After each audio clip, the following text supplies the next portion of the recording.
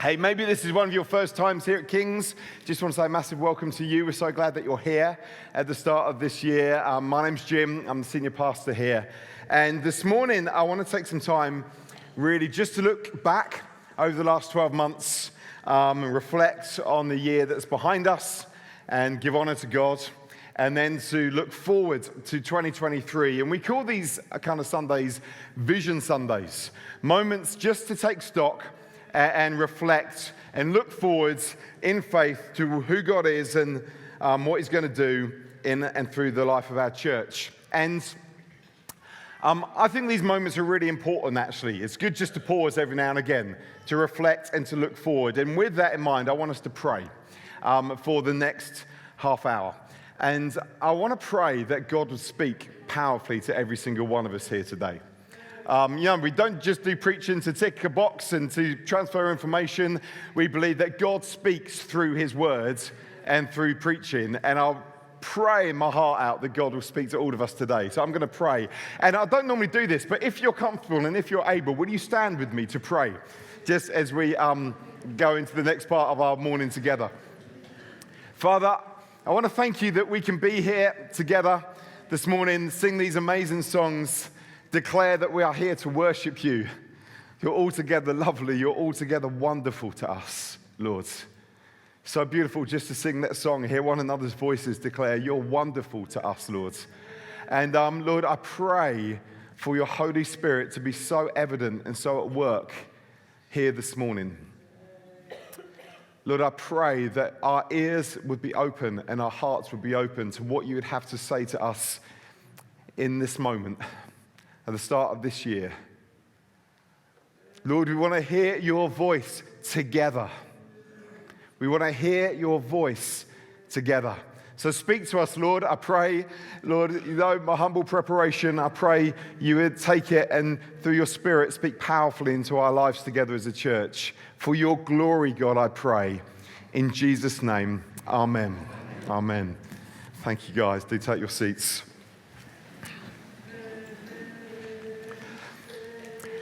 We exist to love God, love people, and see lives and communities transformed. That's our vision statement as a church. We exist to love God, love people, and see lives and communities transformed. That's what we're all about. Maybe you're quite new to King's. You're finding your feet. You're wondering what matters to us, what's important to us here. Well, this is what we're all about. We exist as a church in Mid-Sussex to love God, love people, and see lives and communities transformed by Jesus. It's quite simple, really. It's like, what's King's Church in a nutshell? Well, this is it. This is our statement. You may realize that this statement is inspired by some words of Jesus. We find them in Matthew chapter 22. One day, Jesus is having a conversation, and an academic, a scholar, comes up to Jesus. This guy knows the scriptures inside out. He knows them really well. And he brings a question to Jesus to try and test him. And he says, what's the most important commandment in all of the scriptures?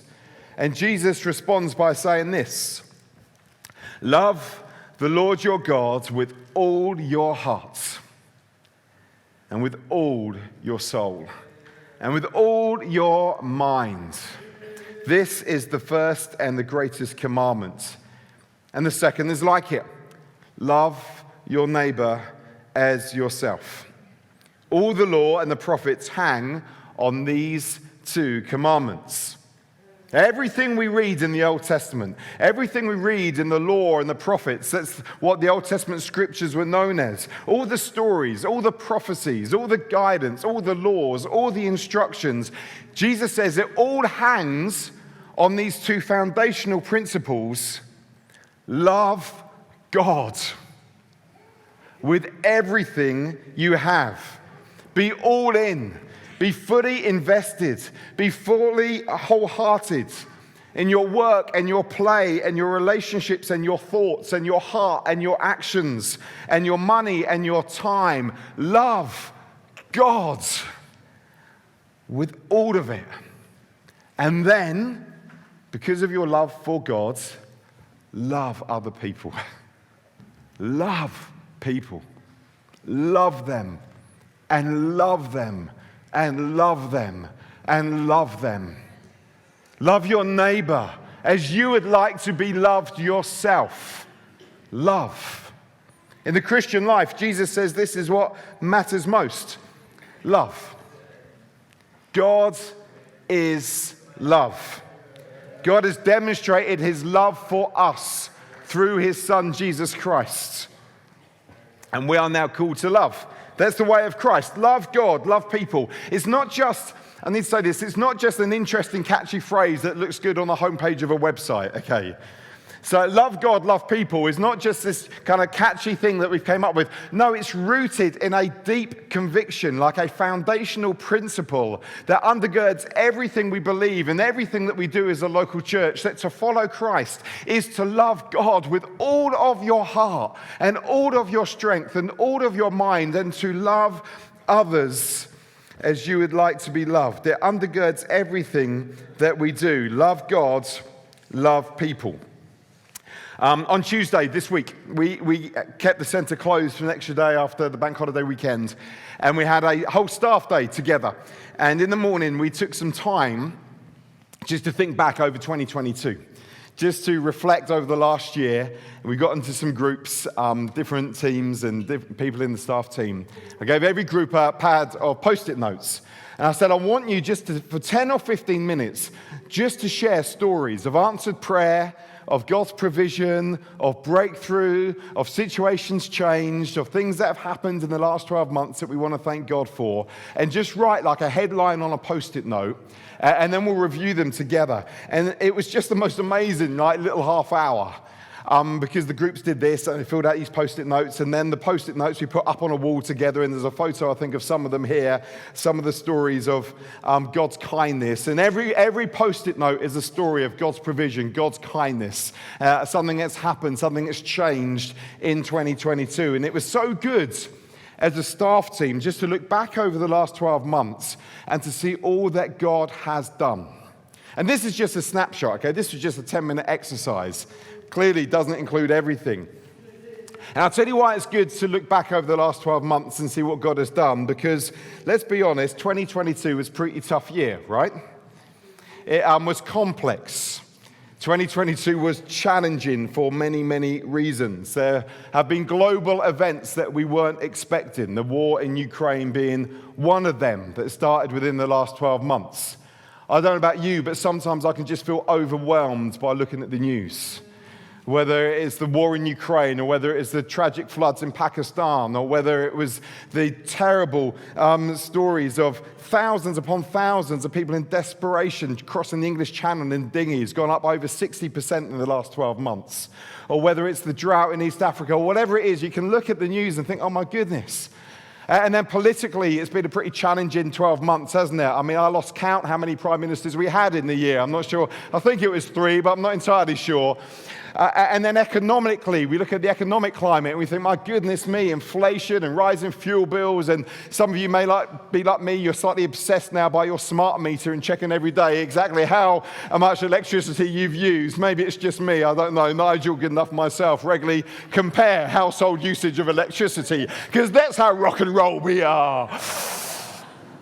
These things happen, don't they? And politically and economically and globally, and you can think, my goodness me, and then added into that, the personal challenges that I know so many people have walked through in the last 12 months and continue to walk through, and I know they are so difficult, and I know they are so real. And we can look back on 2022, and the only thing we can think of maybe is the difficulty and the challenge, but amidst the pressures and the challenges that are real, Jesus has been doing some amazing things. Amazing things. So we as a staff team, we look back. We remembered some of the events that have happened here. Like the Mike Pitavachi evening in May. That was absolutely round full in here. It was an awesome evening together. And the Summer Saturday family event that we did with Gemma Hunt, where over 500 from our community came. Or we talked about the leadership conference that we hosted in November. Delegates from all over the world came to Burgess Hill. And we talked about the fact we could do carols at King's again. And we had about 700 people here at carols at King's. And we thank God for it. And we look back on God's amazing provision for us as a church. New members of the staff team. Our amazing new facilities manager, Joe Jones, has just been a fantastic addition to the team. And Jabu supporting the finance team and other provision as well. We've seen growth in Home Coffee House. We saw over £150,000 given in gift days last year in the economic climate that we're living in. And that money's gone to support refugees in Ukraine. It's gone to support drought relief in Kenya. It's gone to support Hope into Action Mid-Sussex. It helped over our group of 100 go to New Day, the summer youth event. 150,000. That's extraordinary. We thank God for it. Loads of stories of generosity, actually. There's been moments where we've been aware of need, either in the church or in the community, and we've put a shout out, can someone help us? Just a few weeks ago, we were aware of a situation, a vulnerable household, and their washing machine broke, and we just put a shout, has anyone got a second-hand washing machine? And a member of this church said, don't worry about a second-hand one, I'll buy a brand new one. Just someone in the community that we're aware of. So many little stories like that of beautiful generosity in the church. What an expression to love people. Practically, just amazing.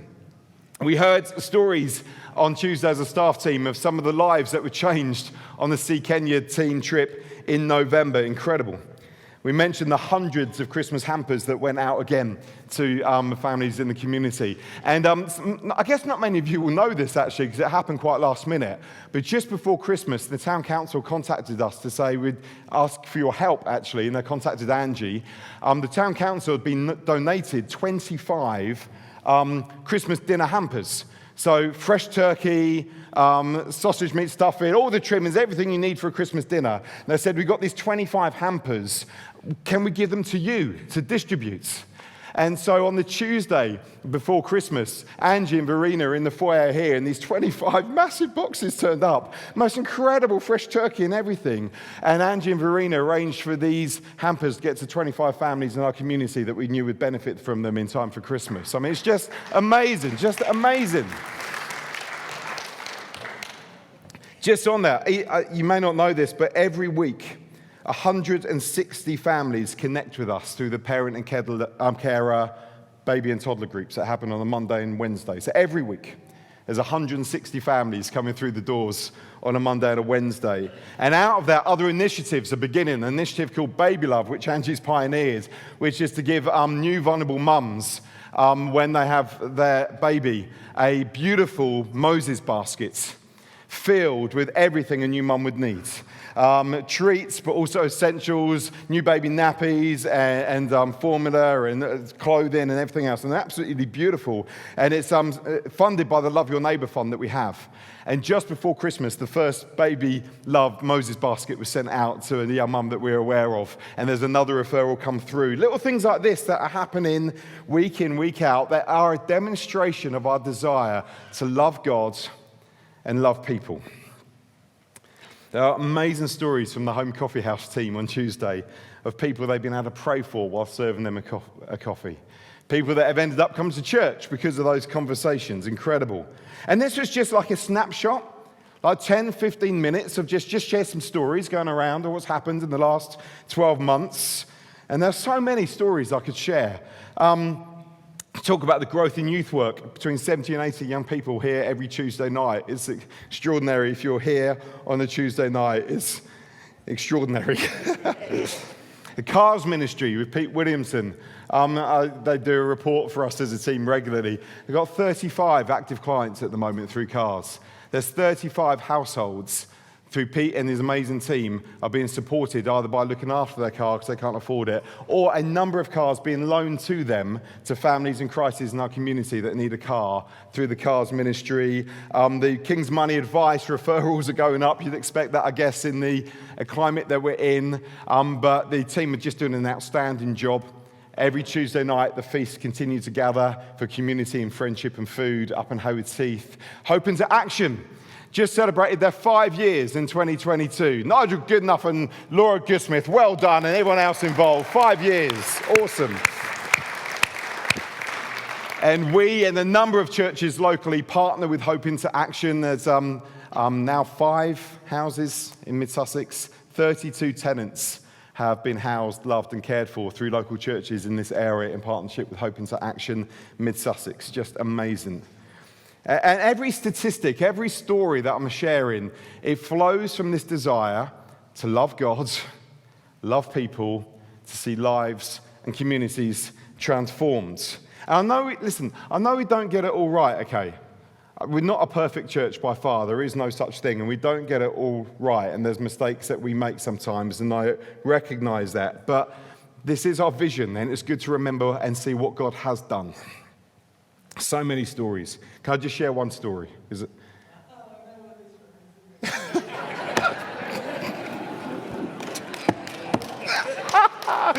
Oh, that's brilliant.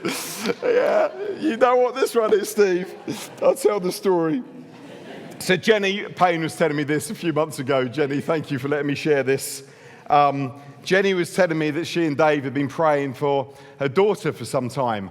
Her daughter was baptized as a follower of Jesus a number of years ago, but recently hasn't been walking with Jesus, and they've been praying for her to know God again, to encounter God, for God somehow to reach out to her. And they asked their life group, Barry and Chris's life group, that's right, isn't it, I think, to pray as well for their daughter to meet again with God. And one day, Jenny's daughter is walking her dog on Brighton Beach, and she's feeling particularly anxious that day. And as Jenny's daughter's walking along Brighton Beach, she sees a couple of likely lads in the distance. And as she walks along, these likely lads come up to her, say hello, introduce themselves, and then just there and then offer to pray for her on Brighton Beach. And she says, I just felt this amazing peace fall over me. And she's so amazed that this happened that she goes to see Dave and Jenny in the evening and says, you don't know what happened to me today, but I was on Brighton Beach walking the dog, and these two slightly suspicious-looking gentlemen came over to me, and they said hello, and they offered to pray for me. And as they prayed, I just felt peace come over me. I was feeling anxious, and peace came over me. And obviously for Dave and Jenny, what an encouragement. You've heard our prayers, God. You've reached out to her.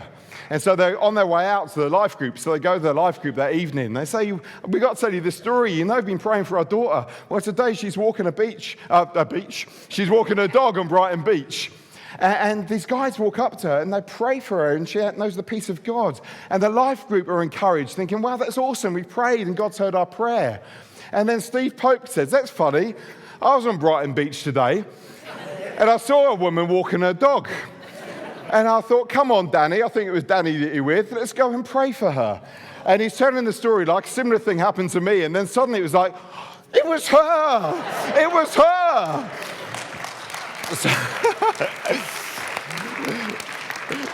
So Steve, who's been in the life group praying for Jenny's daughter, unknown to him, is on Brighton Beach and says, I'm going to go and pray for her, and is the answer to the very prayer that they've been praying.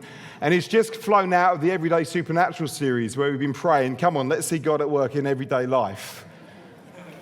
Love God, love people, seeing lives and communities transformed.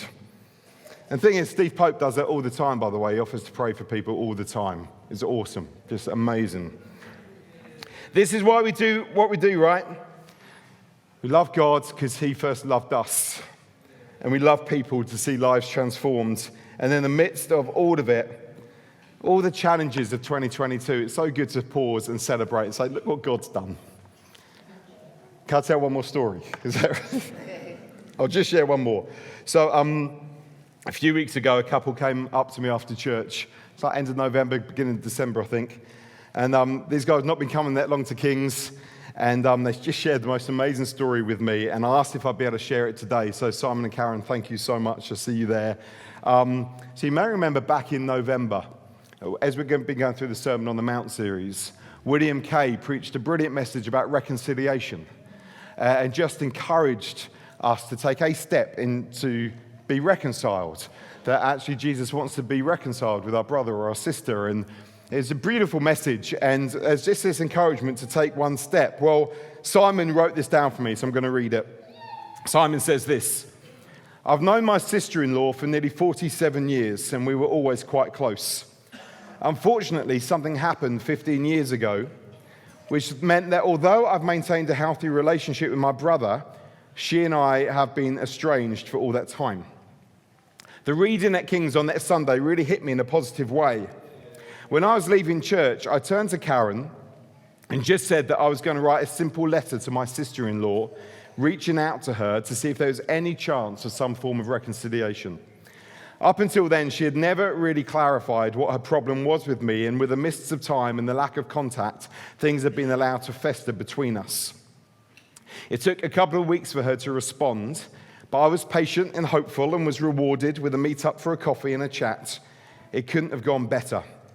Prior to our meeting, my lovely wife Karen hugged me and said a prayer to God to give me strength to find the right words and approach our meeting with positivity and love.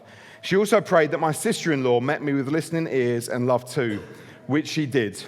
When we met, we both hugged, cried, and held hands across the cafe table whilst we spilt out our feelings. We both agreed that we'd wasted pointless years in the wilderness and that the bad feeling had undoubtedly had a negative ripple effect through our extended families. It was so cleansing, it was so loving, it will start the healing.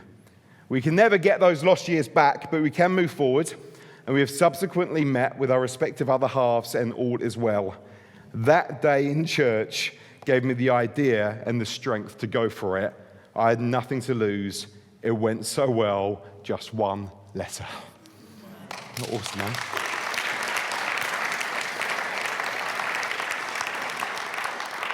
And it's these stories that is what all of this is about.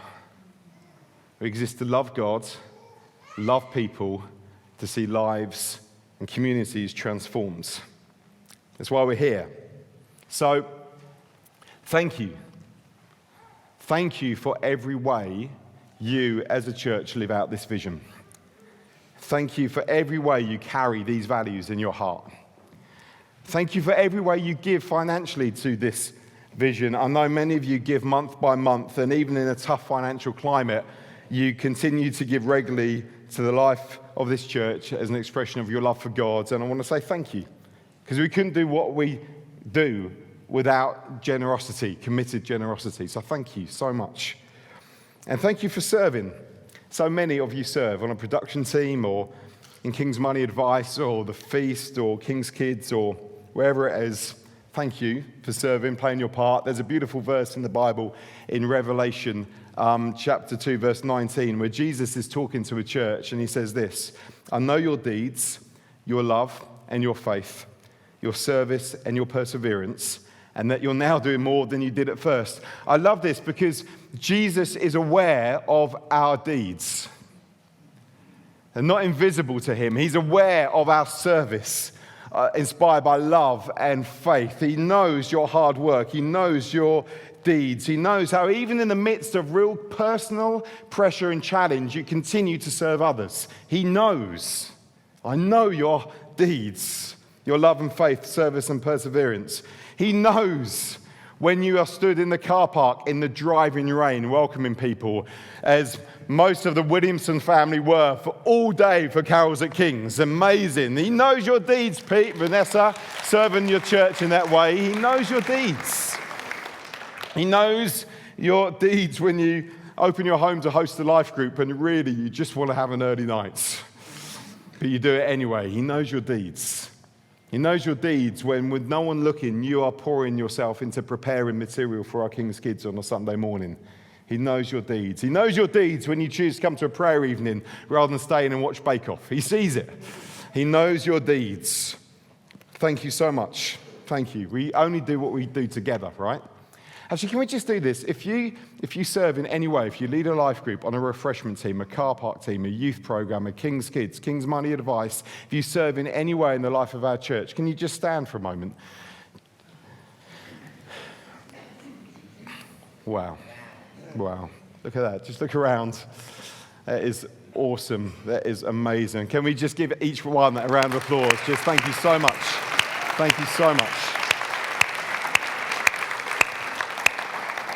So thank you. We have a lot to thank God for as a church as we look back over the last 12 months. So the year ahead, 2023, here we go. We exist to love God, love people, and see lives and communities transformed. The vision hasn't changed. Okay? You may be hoping for something new and brighter and shinier, but I believe the words of Jesus are eternal, and the best thing we can prioritize are the things that Jesus said we should prioritize: loving God and loving people. Love God. This is where it starts, church. He says, love the Lord your God with all your heart, with all your soul, with all your mind. This is where everything else we do flows from. God did not save us to be slaves. He called us into a relationship with him as sons and daughters who know his love and love him in return. And everything flows from this starting point: loving God with all that we have, all your heart, all your soul, all your mind, with the whole realm of nature mine that were an offering far too small. Love so amazing, so divine, demands my soul, my life, my all. We've just sung that. It's inspired by the words of Jesus. He's worthy of all of it. I guess we all know the phrase, don't we? To put your heart and soul into something. Well, it means you give your very best to that thing, doesn't it? You're devoted to it. It demands your energy, your attention, your time, your focus. And Jesus says, put your heart and soul into loving God. Everything we do as a church flows from our relationship with the Father and flows from our relationship and our love for the Father. Otherwise, if it doesn't, okay, what it just turns into is duty and obligation and joyless service. It has to start, love God. And the greatest, and I'm serious about this, the greatest and the most important encouragement I can give to you this year, at the start of 2023, as a senior pastor of this church, the greatest encouragement I can give to every one of you is to do everything you can to love God with everything you have. Because everything else flows from our relationship with the Father. You may be wanting something newer or give me some techniques or whatever. No, what I want to encourage you more than anything else today is in 2023, love God with everything you have. And I say that because Jesus says this was the most important thing for us to know: to love God with all your heart, all your soul, all your strength. I don't know how many people set New Year resolutions at the start of a year. I tried. I was going to aim to do 30 minutes of exercise every day, whether it's play football, cycle, run, walk, whatever it is. 30 minutes every day. Do you know how many days I lasted? 2. Because Tuesday was a bit rainy, wasn't it? And, you know, it's dark and it's rainy. Here's a resolution worth pursuing, whatever the weather. Love the Lord your God with all your heart, with all your minds, with all your soul. So this year, let me ask you a question. How are you planning for your love for the Lord to grow? What's your hope? We make plans, don't we, at the start of the year. Maybe some think about summer holidays, some think about the room they want to decorate, some might think about career change. Let me provoke you. Have you thought about how might my love for the Father grow this year? Every relationship requires investment and intention, right? Yesterday, I had the joy of celebrating with Zola and Mandisa 30 years of marriage. Zola and Mandisa, we honor you, wonderful people. But hey, you don't get to 30 years of marriage without intention and investments. And a determination, we're going to love one another through thick and thin. So how's your love for God going to grow? If this is the most important thing to Jesus. And also this, how might we encourage one another to spur one another on to do that this year? It says in the Bible clearly, do not give up meeting together, but spur one another on towards love and good deeds. Spur one another on towards love. I need you to help me love the Father more. And you need the people around you to do that. It's why our gatherings are so important. Togetherness is so important. Our life groups, every moment we get to connect is so important, because I need you to help me love the Father more. And you guys need one another to do that and me to do the same. That's why Jesus and the Father came up with this idea of something called church. Love God. How can we do that more this year? How can our Sundays be places where we are spurring one another on to love the Father with everything that we have? Love God with all your heart. So that people will come here and think, wow, this church aren't lukewarm. They're serious about what they believe and the words they profess. They're passionate about their love for the Father. So it's seen, so it's visible. Love God. Next, love people. Our love for God is expressed in our love for people. And Jesus said that to his disciples, he says, the way the world will know that you follow me is by your love for one another. Okay, that's what Jesus says. As he has loved us, we are called to love one another. That's how people will know. We really need to hear Jesus' words there, because I think we can hear that and think, yeah, that's a nice idea, but it's really important that we get our website right and our communication right and all the program right. And Jesus is saying, no. The most important thing that you need to know as followers of Jesus is that actually the world, the greatest message you have, the greatest testimony you have, the greatest declaration you have is your relationships together and how you love one another. And we might think, yeah, that's great, Jesus, but can we talk about the program and what we're doing? Then Jesus will say, no, I want you to hear what I'm saying. It's how you love one another that's going to be ultimately the biggest impact in your community. So how do we commit that and make a commitment to do that together as a church, to love one another?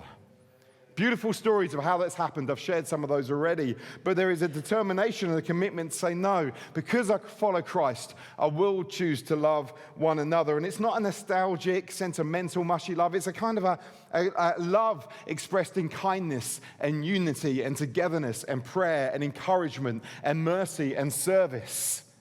It's rooted in action. It's rooted in action. So let's be known as a church that loves one another deeply. All people, by the way, Jesus says. The people we like and the people that may frustrate us. The people we would choose to spend time with and those that we may prefer not to. Love one another.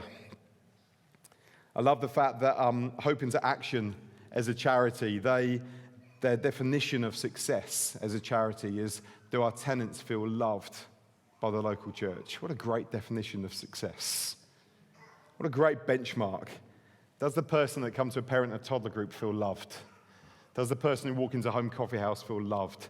Does the person that come here on a Sunday feel loved? Does the person I live next to feel loved? Does the person I work with feel loved? Love God with all your heart, all your soul, all your strength, and love others as you would like to be loved yourself. Love. And Jesus says you can't find anything more important in all the scriptures and these two ideas of loving God and loving people. So how do we do that? How can we be known in 2023 as a church that radically loves people in this community and in our wider community? In kindness and compassion and generosity.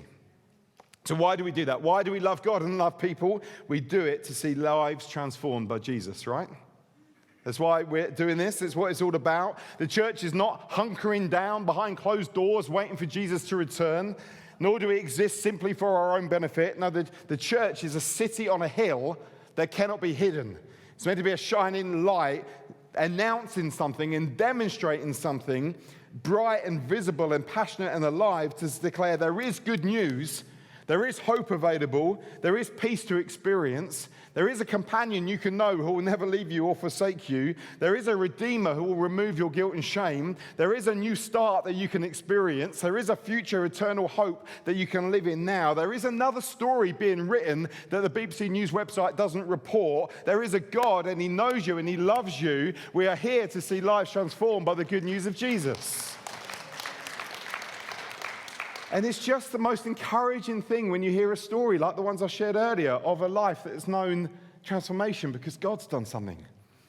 I just love those stories. And the best bit is about all of this, guys, we get to be involved in what God's doing. He wants to include us. He wants to say, yeah, Steve Pope, go and pray for that lady on the beach. You don't know how many people have been praying for her that this moment would happen. We get to play a part in what God is doing on planet Earth. Whether it's introducing someone to Jesus and the truth of the gospel, or whether it's helping someone grow in their faith, actually to become more like Christ, to support them through trial and difficulty and to stand shoulder to shoulder with them, or whether it's involvement in social action and practical care through the Love Your Neighbor ministries. There's so many ways. We all get to be involved in partnering with the Lord to see lives transformed. And honestly, like the vision, it's just huge what could happen right now. I'm talking about like right now, the opportunities. Just take 5 minutes to talk to Angie B about the doors that are opening up to her to serve families in Mid-Sussex. Just ask her what's going on. You'd be amazed to hear what's happening. The doors that are opening, the favour that we have with the town council at the moment is extraordinary. Just asking us, can you help? Can you help? Can you help? Just extraordinary. Talk for 5 minutes with Luke Stevens, our youth pastor, about what happens here on a Tuesday night. And the exciting thing that is this buzz about coming here to youth work on a Tuesday night. We're trying to work out how we handle that, to be honest, because we've got not enough team for the young people that are coming. How do we do this? Talk for 5 minutes with Laura or Nigel about what's happening through Hope into Action. It's extraordinary. Just take 5 minutes and ask them, tell me a story. What's going on? Don't just ask the question. Say, what can I do? How can I get involved in this? Because I'm saying the opportunities to see lives transformed are now, church. They're now, okay? There are so many things that if we had limitless resources and people and hours, there are so many things that we could get involved in that we just can't because we don't have the resources of the people at the moment to do it. And it's not like we're trying to find things to do. Most of the time we have to say no because we haven't got the resource to do it. But the opportunity to see lives transformed in our community, the doors that are opening, the initiatives we can get involved in, there are opportunities right now. This year, I believe that. And one of the most powerful ways that we love people is caring about them enough to tell them about Jesus and the gospel. And I really believe, genuinely, I'm not just saying this because it's Vision Sunday and it's the start of the year, I'm saying this, I believe there is such openness to the gospel now. I think people have come through these last few years, and there's actually some evidence that would support what I'm saying as well. Many people are returning back to explore Orthodox historic Christianity because so much has been at sea over the last 3 years. Don't believe the census things, okay? That's just a smoke shield. That's not telling the real story of what's going on. There are such openness. Tell me what you believe. I've had conversations in our coffee house with people where they're like, tell me what you believe. I think there's a season now for the gospel to see lives transformed, see people have conversations with those who are interested in Jesus. I genuinely believe there's hundreds and thousands of people in Mid-Sussex who would be interested to know what we actually believe and what our hope is. So God calls us to share his love with others, and we all get involved in that. Every one of us can play a part in evangelism and discipleship and social action and mercy ministries. Please don't sit on the sidelines watching on in 2023, assuming that all the teams have enough people and we've got enough resources. All teams could be strengthened. All teams. I'm praying this year for more baptisms. I don't know if anyone else. I want to see regular baptisms in our church in 2023. We love God, we love people to see lives transformed and communities transformed. I believe transformed lives will lead to transformed communities. 18 years ago, 2 churches in this area joined together. One church in Howteeth, one church in Burgess Hill, joined together to become the King's Church Mid-Sussex, which is now this church. And that church, when we joined those churches together, it was to have a vision for this whole area. Burgess Hill, Howteeth, villages, Mid-Sussex. And obviously with kind of time and having a permanent building, we are aware the centre of gravity has shifted very much to Burgess Hill, but we've just been feeling such a nudge, actually. We felt it before COVID, and then COVID kind of came and we were just reacting to that. But to get something regular and established back in Howteeth again, to be praying for Howteeth on a regular basis, to be meeting in Howteeth. And there's things that happen there. We've got life groups in Howteeth and the feast in Howteeth, but we felt, no, we need to take a step to begin to gather and worship and pray in Howteeth for Howteeth. So this year we're going to start doing that again, praying regularly and consistently in Howteeth for Howteeth. All the dates are on the flyer that's on your chair. It is 8 p.m. Little detail that I should have added that would have been helpful, I know. And initially, we're just going to be praying for once a month, but that's just a first step to seeing something more established in Howteeth again. Starting on the 25th of January at Howteeth College, brilliant venue, and we're going to be meeting there. Why? Because we exist to love God, love people, to see lives and communities transformed, and we want to see this whole area transformed. And now listen, our Wednesday night prayer evenings, let me just say something about prayer and then I'm going to finish. Please let it not be only Burgess Hill people pray in Burgess Hill and only Howteeth people pray in Howteeth, because we carry a vision together for this whole area, okay? So let's keep, obviously I know there's some practicalities that make it a little bit easier maybe, to get to one or the other. But let's keep, as a whole church, praying for both towns. But this year, we are going to start intentionally praying for Burgess Hill, for Hayward Heath, in those locations, saying, God, what do you want us to do next? What does it look like for us to have a presence in Hayward Heath? Let me encourage you to get engaged in prayer. Everything I've said, if it's not undergirded with prayer, man, we just got to pray as a church. Yesterday morning, we had 20 of us at men's prayer. It's just an amazing hour. I came home absolutely buzzing yesterday morning. If you want to join the men's prayer WhatsApp group, let me know, because it was just dynamite. It's just amazing hour together, fueled by very strong coffee at 7:30 on a Saturday morning. Be home by 8:45. It was brilliant. It was brilliant. Don't come to men's prayer. I mean, women's prayer on Saturday, midweek prayer. I was thinking through. I think we had over 200 prayer meetings in 2022 in the church. Whether it's before church on a Sunday, whether it's midweek on a Wednesday, whether it's a staff prayer meeting, whether it's Saturday mornings. I think it's probably about 200 prayer meetings last year. Everything we do is fueled by prayer, okay? So please do engage with that. Get the flyer, put the dates in your diary now, stick it to your fridge, whatever it is. Let's be a people of prayer in 2023. Why? Because we want to be a people that loves God, loves people, see lives and communities transformed. Amen? Why don't we stand to our feet?